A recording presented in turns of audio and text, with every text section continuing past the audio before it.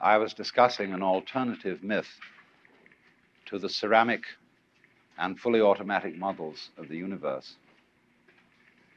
I'll call the dramatic myth. The idea that life as we experience it's a big act, and that behind this big act is the player. And the player,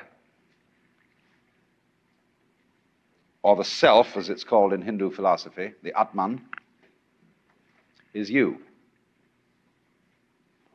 Only you are playing hide and seek, since that is the essential game that's going on. It's the game of games, the basis of all games, hide and seek. And so since you're playing hide and seek, you are deliberately, although you can't admit this, or won't admit it, you are deliberately forgetting who you really are, or what you really are, and the knowledge that your essential self is the foundation of the universe, the ground of being, as Tillich calls it, is something you have as what the Germans call a Hintergedanke. A Hintergedanke is a thought way, way, way in the back of your mind, way back here somewhere. Something that you know deep down, but can't admit. So, in a way then, in order to bring this to the front, in order to know that that is the case, you have to be kidded out of your game. You see, the problem is this. We identify in our experience a differentiation between what we do and what happens to us. We have a certain number of actions that we define as voluntary, and we feel in control of those. And then over against that, there is all those things that are involuntary.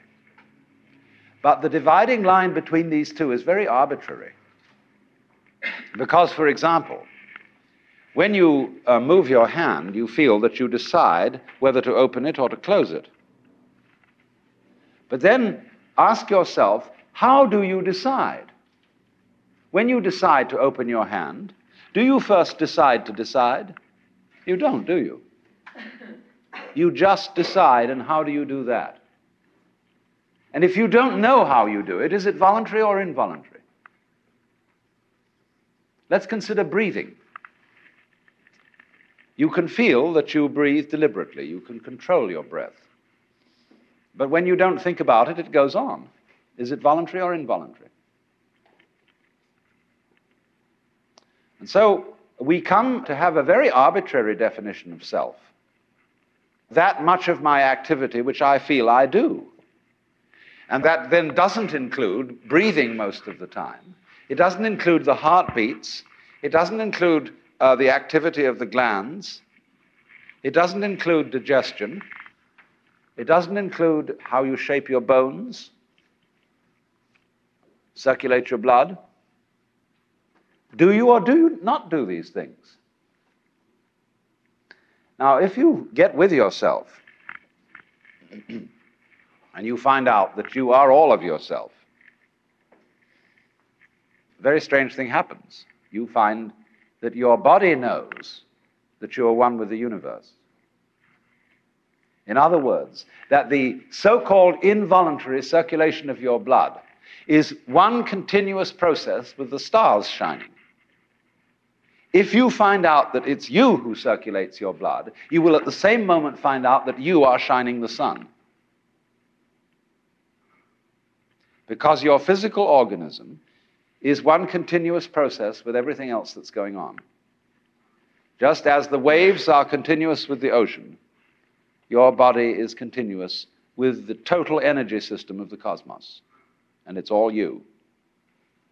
Only you're playing the game that you're only this bit of it.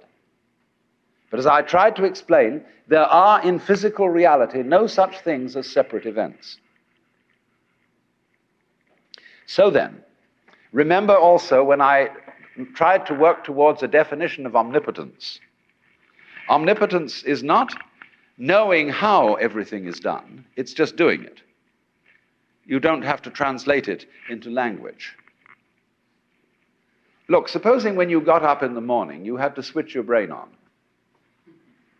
And you had to think and do as a deliberate process, waking up all the circuits that you need for active life during the day. Why, you'd never get done. Because you have to do all those things at once. How can a centipede control 100 legs at once? Because it doesn't think about it.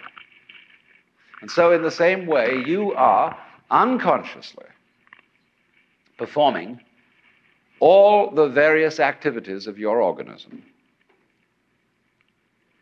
Only unconsciously isn't a good word, because it sounds sort of dead. Superconsciously would be better. Give it a plus rather than a minus. Because what consciousness is simply a sort of specialized form of awareness. When you look around the room, you are conscious of as much as you can notice. And you see an enormous number of things which you don't notice. If, for example, I look at a girl here and somebody asks me later, what was she wearing? I may not know, although I've seen, because I didn't attend. But I was aware, you see.